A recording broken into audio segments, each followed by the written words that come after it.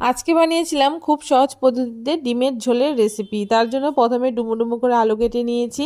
আলুটাকে একটা কড়াইতে দিয়ে এখানে আমি ডিমগুলোকেও দিয়ে দিয়েছি। এখন ডিমের মধ্যে পরিমাণ মতো জল দিয়ে সামান্য একটু নুন দিয়ে ডিমগুলোকে সেদ্ধ করে নিয়েছি। ডিমগুলোকে সেদ্ধ করে নেওয়ার পরে নামিয়ে ডিমগুলোকে খোসা ছাড়িয়ে মাঝখান দিয়ে চিড়ে নিয়েছি।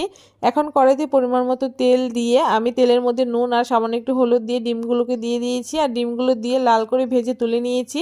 এখন আলুগুলোকেও একটু নেড়ে চেড়ে লাল করে ভেজে তুলে নিচ্ছি।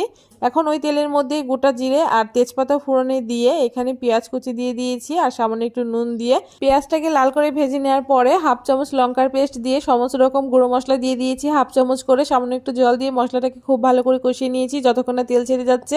মশলাটা খুব ভালো করে কষিয়ে নেওয়ার পরে আগে থেকে ভেজে রাখা আলু আর ডিমটাকে দিয়ে আবার একটুখানি কষিয়ে নিয়েছি। এখন পরিমাণ মতো ঝোল দিয়ে ঝোলটাকে জাল করে নামানোর আগে গরম মশলা দিয়ে নামিয়ে নিলে রেডি আমাদের লাল লাল ডিমের ঝোলের এই রেসিপিটা।